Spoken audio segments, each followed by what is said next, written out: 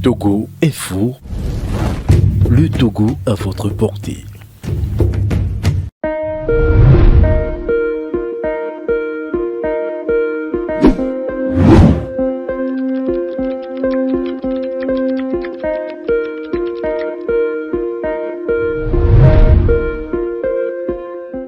Après toi, tu m'as raconté ce que je me raison.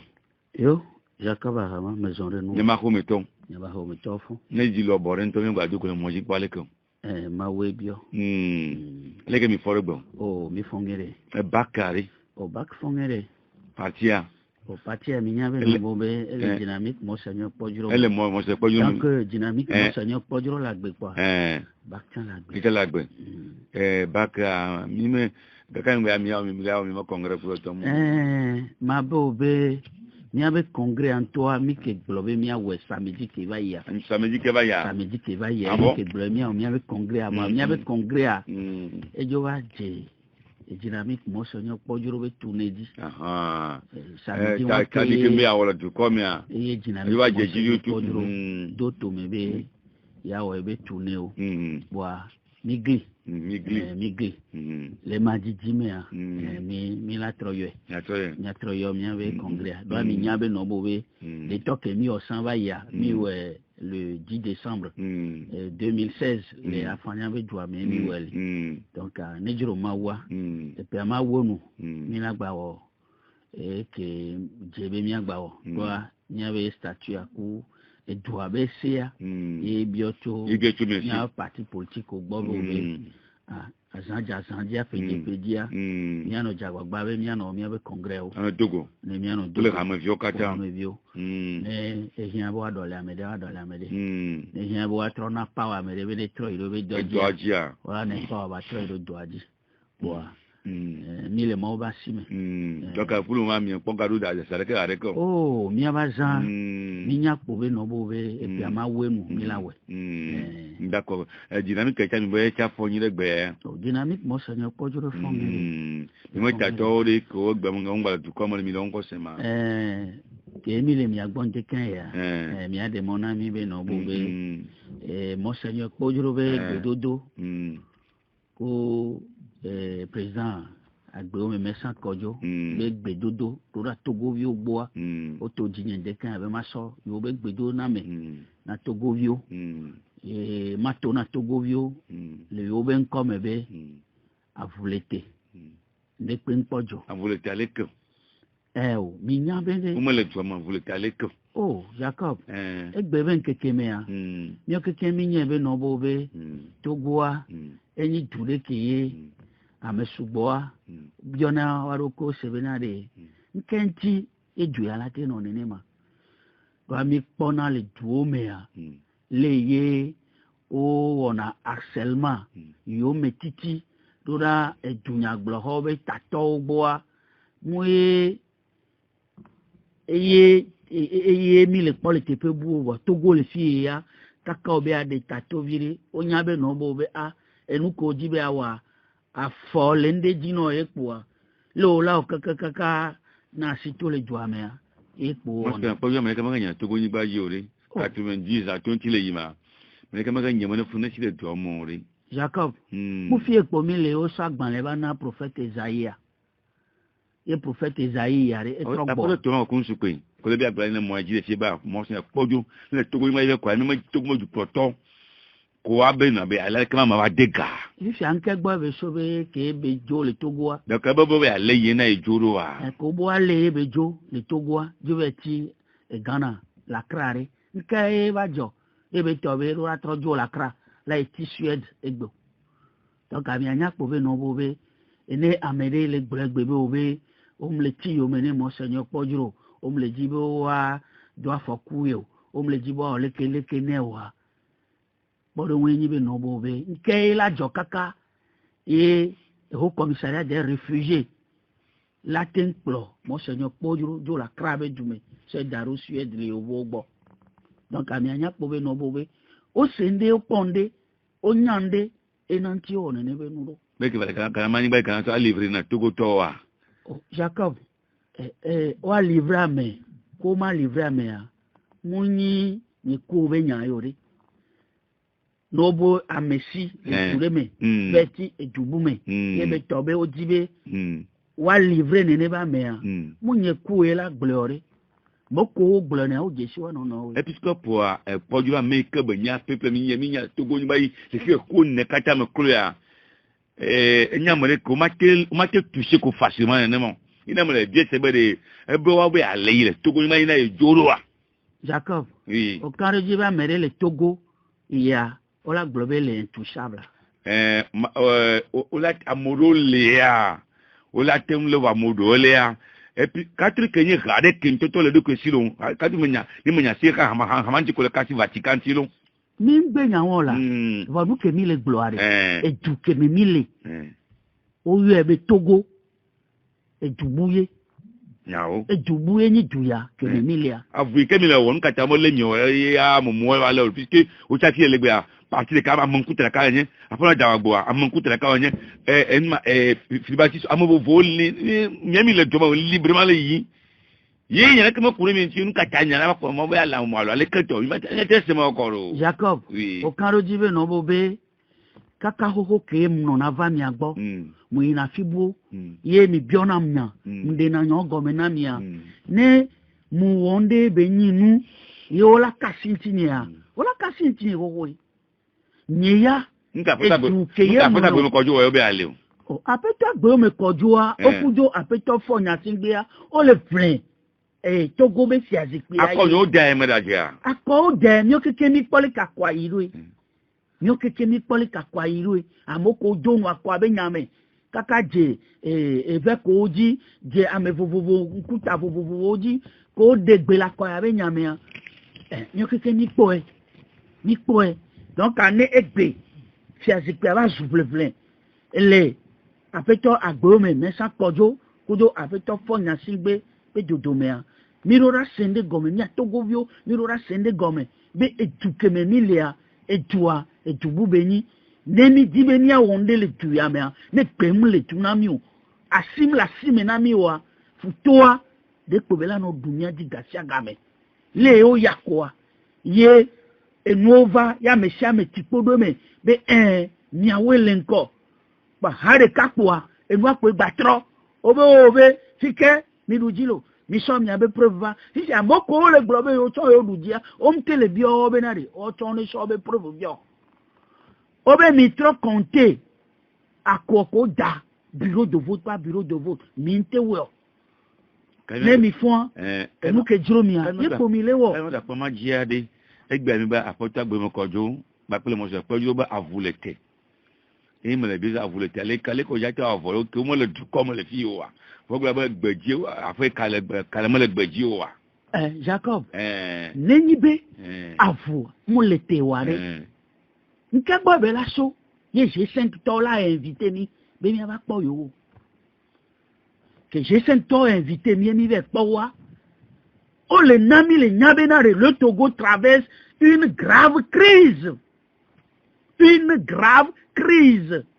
et ye j'ai $5 glonami munyinya we glona wolo wonto e glonami ça veut dire que o doje sinde est-ce que moment me que o le doje sinuade après toi gbe me le territoire adia après toi podro le territoire adia o mu lori va keni mi ve gogowa enu ko mi bloka ka glova ya elekeye mi o cha mi ponu adwa mi glona we enwa be gbodomea o tro bia mi aso mi ave proposition de sortie de crise vers parce que yo remarqué be Togo et les graves crises mais donc avec mi aso mi proposition de sortie de crise vers mi so ebe nawe enwa be gbodomea mi gba traba o memorandum ba so peru ntinao parce que on va bien so mi agbobo be mi airo senap ne mi ave no kunu meku amoko le fuma mi do ntino be awo senap waya miomi matin yo parce que contentieux électoral le 22 février 2020 ko kemi da e be contentieux le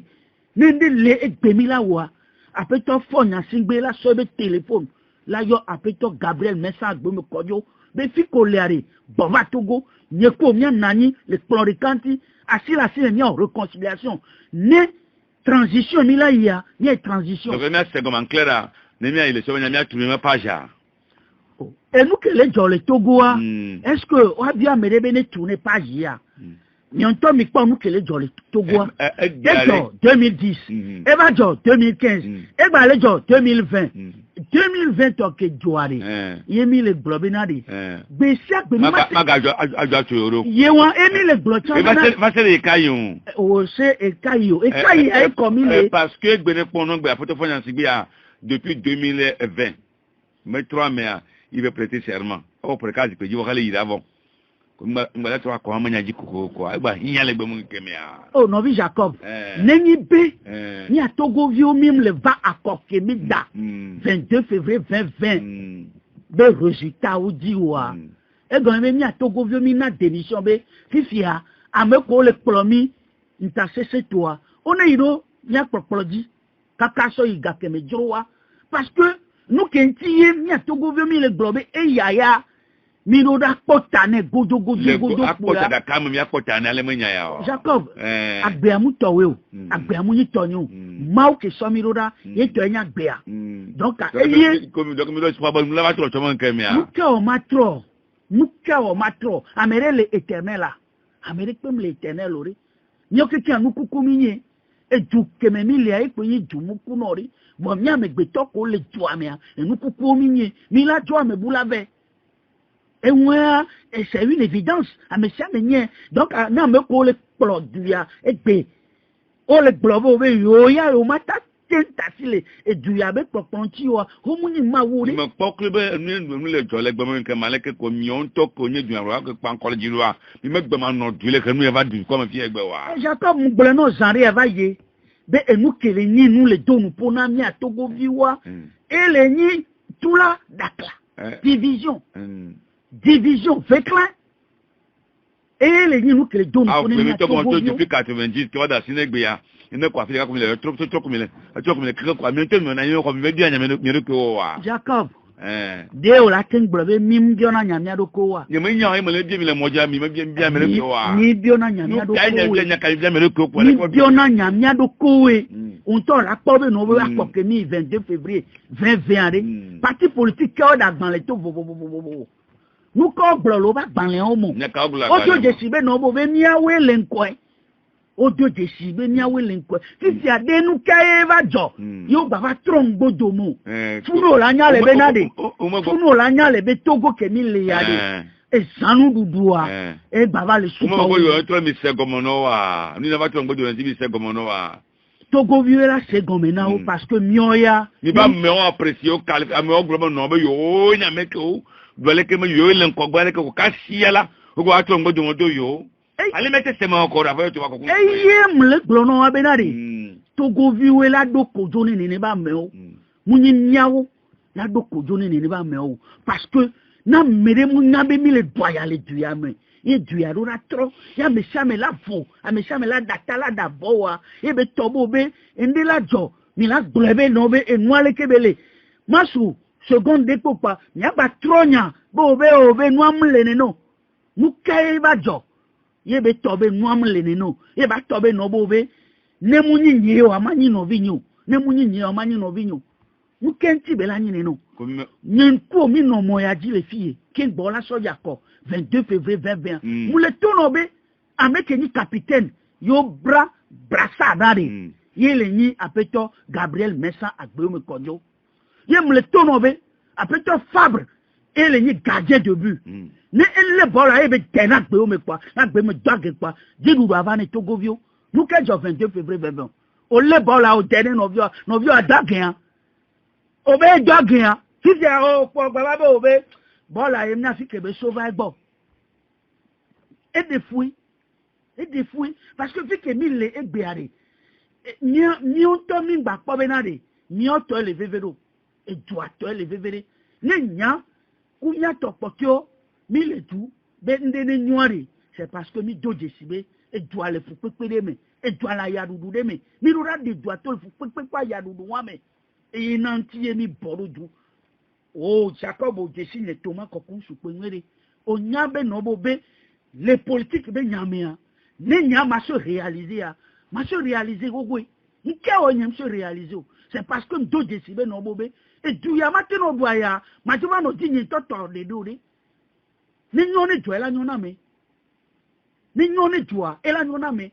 kisi niato potewa ne mani ye okwa ne no ne nia ne mani wa mi mo bebe no bobe mawia e wa mesia me be destin vo a mesia me be destin le vo ne mo be no vi o ya nka o yo ma reconnaitre be no vi o mo club mi o le jire mi ma pa ji a photo fabre mi dabi ti sugbon to na chava va ci jire mi to kura wa Jacob amere dabi amere ntia kaka keye ni aso yi akwa benye no vi o kata yin jiku na ke gbe won ka cho ka ba ya nya ka no ma pa ja gba yo mi meta to ko panga kwa mi ro adu ta la yi lo ha fi ku ya tem avula bon na mi la pa ma je ke mi ya wero Jacob togo vio le do ya lo togo vio le pefulo togo vio ta ye mi la fo amedolo ne mi la klonyande ne mi la kenkuria nya kenku akpa togo vio ba ya dudu nya kenku akpa togo vio ba hedada ina o ti mi do de me no via nebe nya de kukuna ya enyi nya mi ko togo tu la ya du sugbo do yi so ba mi po ba enyi cha photo fa bi ta nya le gbe mo nkan mi a ka ji mi ado ta ba ti na ko mi ate jira ndo alo mo daja Jacob ne afeto fabu wa do ta flate na ya re mi se e ko nya ke mi ate nglo be mi se parce que nous ke ti mi gbo be mi se do wa e le yin be no bo be e du ya ne tole aya dudu me e du ya ne tole fu pepe me ne edu ya ba tola ya dudu me ma tole fu pepe me mi senya kebe glo wa edu ke me milia e la do kojo ni mi opata parce que edu a mi le vledona même le vledona ni aroko edu a mi le vledona ene vledwa me e be tobe no be agojeje laba edu la so kojo na mi yencha mi se nya kebe glo mi senya kebe glo na pa foko telo mi senya kebe glo na pa foko telo na so foto ya e ma su mi to mi nya ma apeno e ba mo se kojo e mo jo to mo ja ti era are kan be cha godo do cha do ta fa chi nai afana nya gbo cha go to mu wa ke mi ti de mi ajanu ka ba Jacob enya ke mi le glo no wa de mi le to no be yo selo mi senya ke be glo de kai won efegun le nyi benade efegun le nti le benade nyi bale kan le nyi benade ni o keke mi ne doje si nde be etureta ye mi le pledo etuketa ye mi le pledo na e prophète Isaïe prise na egbe etuketa mi le pledo na agbe o me le gbeji egbe etuketa mi le plena na monseigneur Podro le gbeji egbe etuketa mi le plena na me gbogbo ti pio amo vovovo o le gbeji egbe ton kare nende le mi lawo ye ba tobe no bobe ne ne ba mi o keke wa to le fu pepe wa me ye wa gbova asila sime ni ajranudo ye mi ale du ya ba ni du ne mi o keke ya nke o emi ma we mi la we enti mi le globe mi senya ke o glo voa ejukwa ila do kojo na mi lo sina pe ke me nya gbe mo le zare ya enye ona gare ka afuta bu pesi nya se mi ado ya de to me inu akwa ajranu keke ga ba ide élection régionale va mieux le dynamique ma pa dia sina pa mi gbe mi nata be ma ten po gomo le mo nu kata o Jacob o pa benade mi gba sona ntisi asono gbe ni mi anono nka mi jira gba pa maji o mi yako 22 février 2020 contentieux le tomé pata mi va yo amo be no bo be yo abo be régional de Gbana yo le jayi yentia yo rabo ne yo ali tatanti ne yo aso po régional de Gbana. Le position mo gbona apprenti yo de Jacob, est-ce que nia dem katowa mi pebe mi ma iponti wa nkata mi gbe ye mi nlo agbanle ne apeto pa do abupesi nu ko le agbanle amia ne de o we benti doa do ma hia egbea ishek ma na anyile senapura be wo mo agbale ke ngla fo ko jinya tika mi ko dale magbale amo ola don kungere bele agbanle won ke mi ngone apeto pa do abupesi a mi le tone ngede be contentieux électoral de Nani le 22 février 2020 a mekeye domeye le kebe contentieux a le coup apeto fo na singbea a mea mun le togo ni gbadio e le peji on est jagbagba ne agbe me kojo ele peji on est jagbagba ne ba me ne baba ba gbova ne yen to baba no klonti ba kujowo de kai won e vegon mi ba mo ko lea wa tasi lo unti yemi sita mo gan me prophète Isaïe apeno Brigitte Kafi Adjamagbo Johnson apeto Gérard Josu mi bo tasi le ne ba me unti nous collava na nya e pe ni be no bo be yo ayo gbo yo ayo mu le pe be contentieux le lo nuwa o wa da sile apeno Brigitte Adjamagbo Johnson ti da sile apeto Gérard Johnson ti vende kaka ke na nya ni be mi be yo le sélectionner parti politique ko yi accord le akwa me ton ke va yama ne de tegbe yi de katete po yo la yo e chan la pas comme les kebe discussion mais ni a parti politique à mandre il le TMK mais mina banlin à moi mener parti politique à mener va mi no bebe no bobe parti politique à me fait trop le nenebe parti politique comme des cas que les ni Togo autrement bakudo bac bloc d'action pour le changement oyi le kebe accord et bloc d'action pour le changement et do élu local les bas mono 2 mi écarté Togo autrement Michona à moi mené CDPA DSA le NI et MPDD mi quoi j'ai cabé no injustice les punjan donc mi globena ti fiare mi mgo à moi mené que mi na gbanlere wola yi vo nous que mi le gbo ni we ni nya janudo obe awo ye mi kanro jibe ni adem kavio ke Togo vio o confiance nami o sonde dasi mi nami kwa yen si te kwa loko kwa avec no plonti be no be mili jagblo régional be nya nous ke Togo vio la pomio yen ti mi be awo fulfulu ba gba won are mi gba ba do nami dem kama do agba won na mi mu yi lekebe klobo be ne ma se igbe na e ta chi golomoro klobe we ne ba se igbe ta chi golomo etaketi golomo o na gbe na ni mi constater be échec va le senap ko wa ni mi po bo be o dagba o gbo nyawa alors mu senap antie afeto fa gba to so nous ko proposition ko cho wo le funwa mu do rejeter wa be proposition wa donc amianya zere ka be ne ba me wa de o mu le jibe ndene trop donc ani nya o ke panko mi de jesibe ami o mu le jibe ndene trop wa de e pe la no tunami asiela no asimenami yemi la duwaji bon ne mi fon gbese agbele demo bo be esprit de division ne non domiame yemi yona be tula dakla ne no domiame pela no glen le mian division me nyama kele vanga chaga me legbe mo kemia mi mete no dore ko mi ka ba mi o le dynamique le ma pa ni ate wa ka te to le mia Jacob dynamique ba avu kebele ware muni dynamique nto ba vuyo mau ba vuye mau gan ba vuye nuke de pe dinamio nuke ba te do pe dinamio e du ame po mi no ye mi o ko vana mi agbo bien avant que bonne ni aba yakko 22 février 2021 mi to na ne to go be no bo be ameke la te de mi to le enyame ekoni apeto Gabriel Messa agbomu koju ko mo te de mi to le mo re Jacob o karodia ene ba ko de do gbe la na si pe ju na ko me oh Jacob ni benade apeto Gabriel to ma go va ma se tire wo ne ma uje wo wa ore benade apeto Gabriel Messa agbomu koju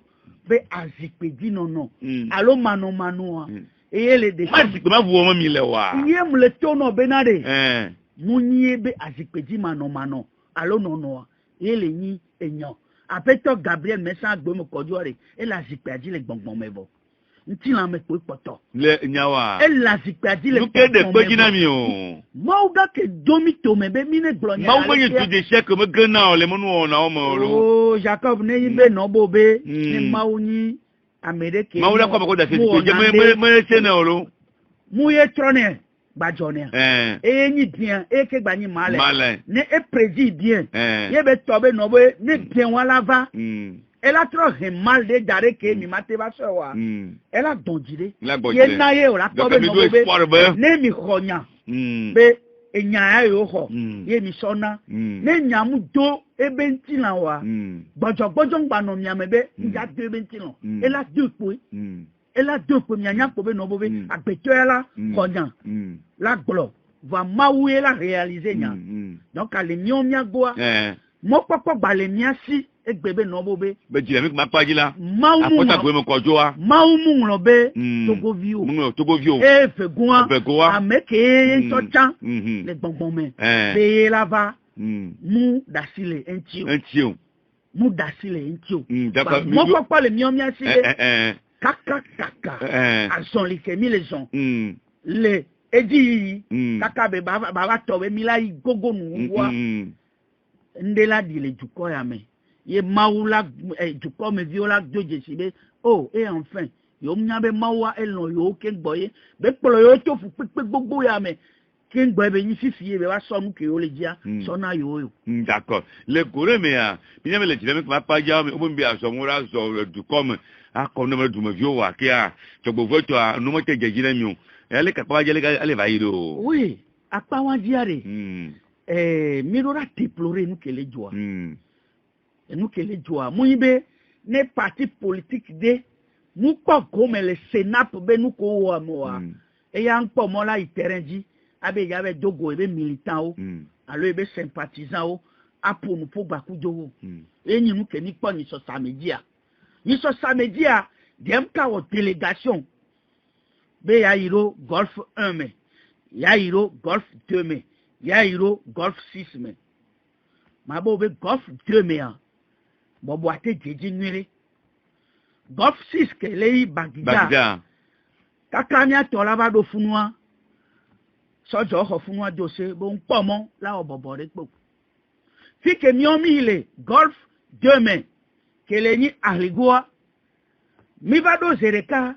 soja me fe mi po le tepe ke ye mi le ja onu ale sojo bo be mi npo mo la onu mi de me no be awo e se ke ke mi le a mu de mo be ne obe ya dogu gba ko be ha me vio mu ni place publique yo on to a home ya e se pe de mo be o ma wo ni kebe bobo nuwa obe yo la ve o compte rendu no yo peto yo jo ye mi o mi joyi te fe ke mi le ja bobo ale bobo jini to oh ni apopo a soja hu ko ba kore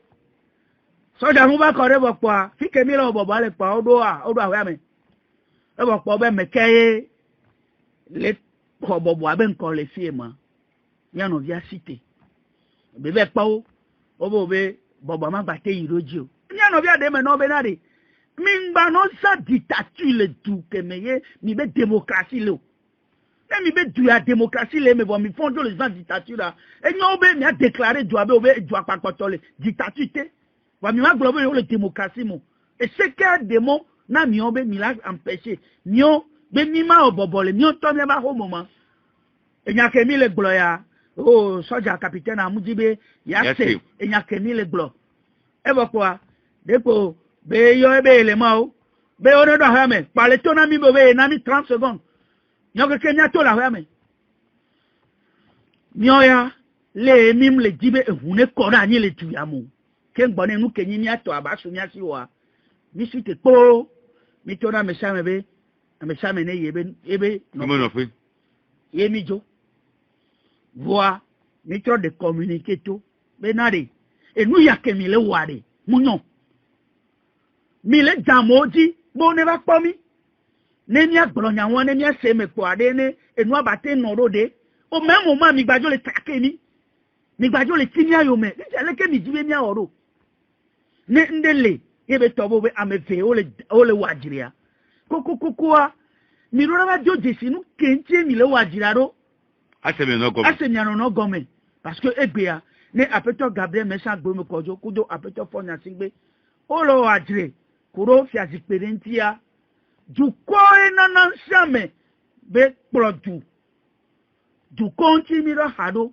Yemila no pronta, la ponupo, abenade, nyato, et nyale kebele yare. Fifiare, mijo y transition ya tete. Nemi transition re, nenya so januro. Mi don kube mi bronya yo. Gome jijevayi. Kaka kengo no la wata mekela yi akwa. Ni gbagbole chabenya. Amo ti tele du amebe no ti kami do bonya waso. Egbe ya on te gbale pon kume na mi parce que vérité ya mi on mi tue. Mi tue. Donc e nous kem jibe ma gblono wa ipo imbe no bobe. Ni so wa be nu ko wa. Mi po be owe. Munyo kwileka. Au même moment, parti politique boule di ça les mi le pa les réseaux sociaux dit. Nous kero e o la no di ça la no yi. Ye be nyibe mioya mi ma di ça la ya filepo. Apoto toma ko kun supe male se nyama nyaolo kan na gale mono tomare mi wo formalité mi biek bo mi da foro ken boye bo glon ken mo bi ade bo to va empêcher mia. Oh Jacob. Alors c'est que me demande que mi awale que mo ni otongbela na biek bo wa. Jacob. Odon kube no bobe. Mi wo tourner ya be togbede yiro intérieur. Be mi e po mi abe base. Hamevio. Mina banle. Fare kaka mi ado tepio ware. So jo mu ko tepio do sia. Kumena mure wa ye kwa na wo na di.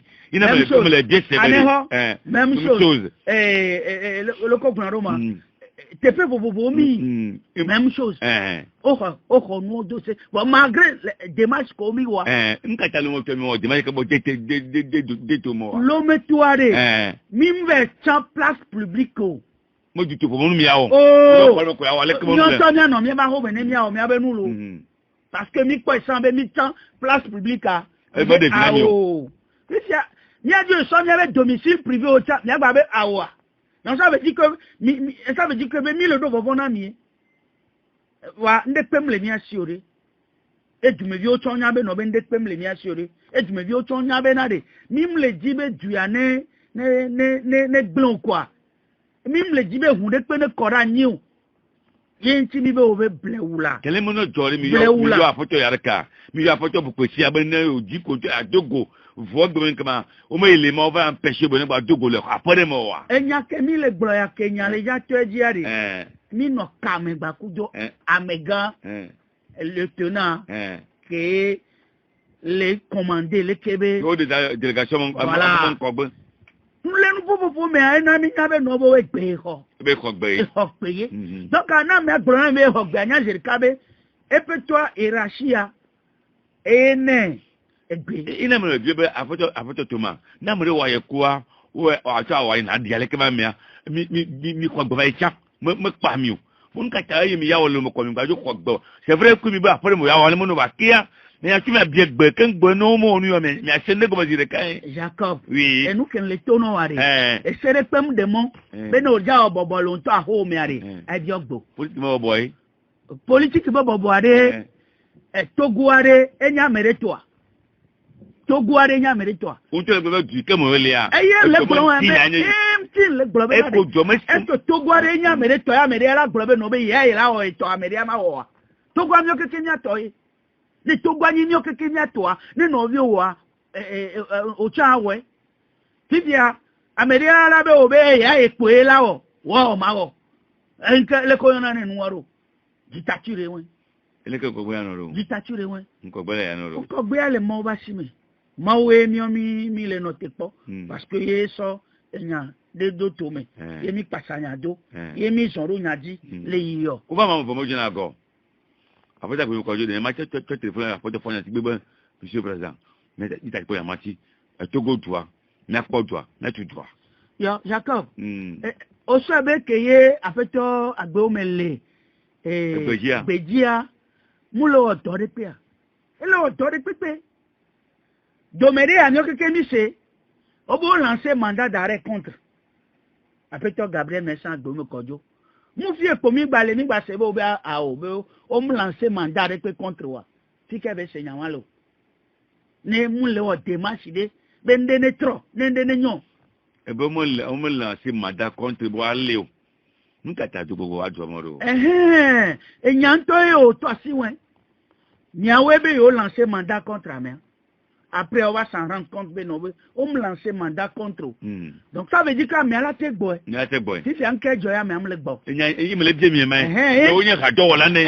Il était conseil spécial à l'homme comme. Et il y a mis le tonneau. Le fait que on me lance mandat contre. Et là, bon, pour me boy. Il y a un problème, non, bové. À me débé, ma peur. À me dire, il y a un cas de ce va me débé, ma peur. Ah, nke de kpeji na mi o eye mi le je nya to ne ne ba me abenari mi o le dem kamera mi mu ni violence ba mo nti fafa ba mo mi e me ne fa ne togo vio ni nya te no togo nya te da ta nya da bo donc a meke le gbobo be ya e mu jiware mi de kuku gan